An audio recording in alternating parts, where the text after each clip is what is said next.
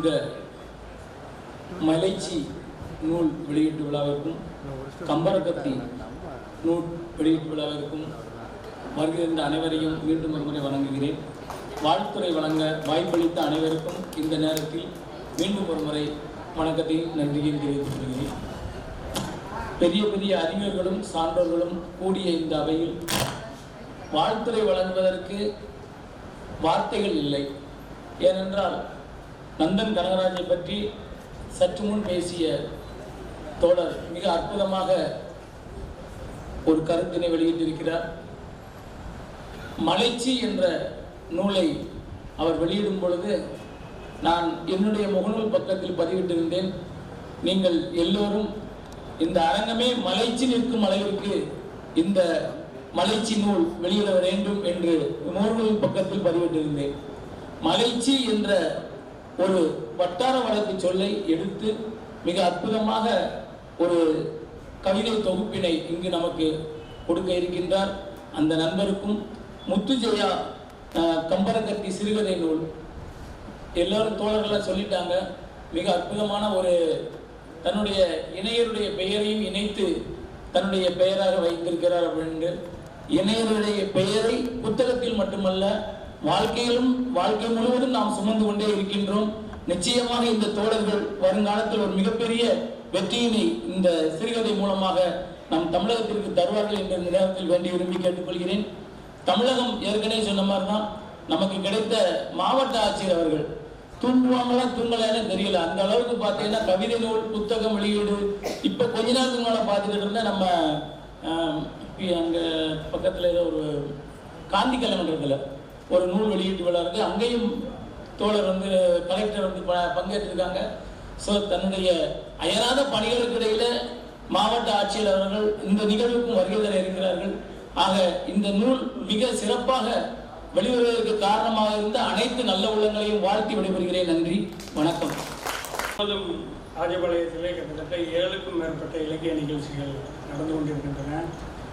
நேற்று கூட கனகராஜ் பேசும்போது சொன்னார், நிறைய நடக்குது. இன்னைக்கு நம்ம கூட்டம் எப்படி நடக்க போகுதோன்னு ஒரு கூட இருந்தது.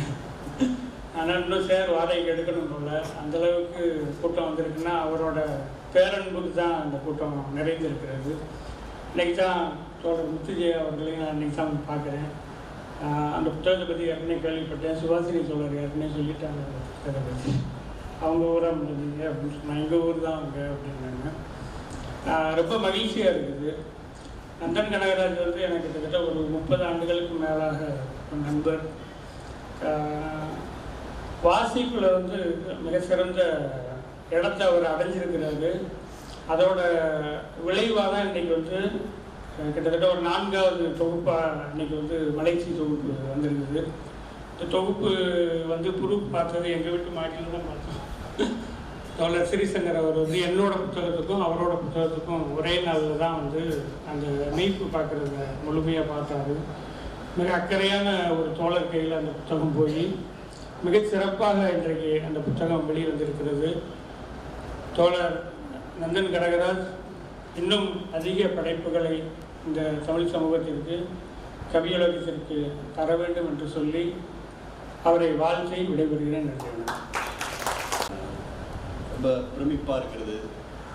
கடந்த 2 மாதங்களில் இந்த மாவட்டத்தில் எங்கே பார்த்தாலும் புத்தக வெளியீடு, இலக்கிய கூட்டங்கள், இலக்கிய விமர்சன கூட்டங்கள் இது மாதிரி நடந்துகிட்டே இருக்குது. நான் எனக்கு நினைவிலிருந்து கிட்டத்தட்ட ஒரு 30-40 நிகழ்ச்சி நடந்திருக்குன்னு நினைக்கிறேன். ஒரு 2 மாதத்தில் இந்த மாவட்டத்தில் இவ்வளவு நிகழ்ச்சிகள் நடப்பது வேற எங்கேயும் இருக்காதுன்னு நினைக்கிறேன்.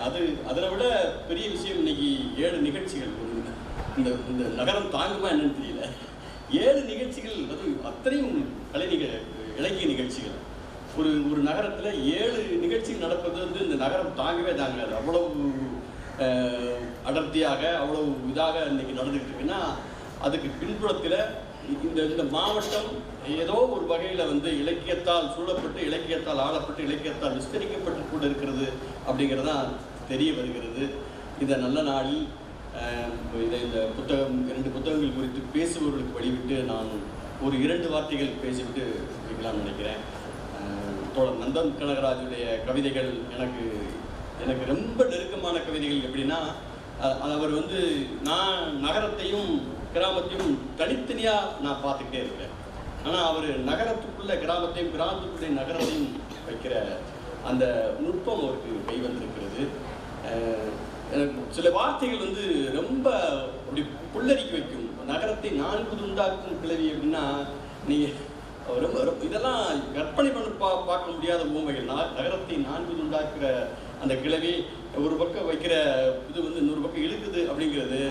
அப்புறம் வந்து இந்த மழை அவர் கவிதைகள் எல்லா கவிதைகளிலும் வந்து ஏதாவது ஒரு இடத்துல மழை வந்துக்கிட்டே இருக்கும், ஏதாவது ஒரு இடத்துல வந்து இலை வந்துக்கிட்டே இருக்கும், ஏதாவது ஒரு இடத்துல வந்து கிளவி வந்துக்கிட்டே இருப்பாங்க. இந்த மூன்றையும் அவர் கவிதையிலிருந்து பிரிக்கவே முடியாமல் ஏதாச்சும் ஒரு இடத்துல வச்சுக்கிட்டே இருக்கிறாரு. அது ரொம்ப மென்மையாகவும் ரொம்ப வசீகரமாகவும் இருக்கிற இந்த முதல் 2 தொகுதிகளிலும் நான் வீழ்ந்திருக்கிறேன். இந்த தொகுதி நான் முழுவதும் படிக்கவில்லை. இருந்தாலும் அந்த மலைச்சிங்கிற அந்த வார்த்தையே பசிய வாசம் அடிக்கிறது. எப்பொழுதெல்லாம் இந்த ராஜபாளையத்தை கடக்கிறோமோ அப்பொழுதெல்லாம் மலைகள் சூழ்ந்து காணப்படுகிற இந்த ஊர் வந்து திரும்ப திரும்ப தோழர் நந்தன் கனகராஜை ஞாபகப்படுத்தி கொண்டே இருக்கிறது. அது போல அன்பு தம்பி முத்துஜெயா புதிய வரவு இடத்துல புதிய வரவு 22 கதைகளில் எல்லா கண்டென்ட்டும் வந்து வித்தியாசமான கண்டென்ட். நான் கிட்டத்தட்ட 3 இடங்களில் அதை பற்றி சொல்லிட்டு, அந்த கருப்பட்டி நாக்குங்கிற கதை தமிழ் கதைப்பரப்பில், தமிழ் இலக்கிய பரப்பில் சொல்லப்படாத கதை.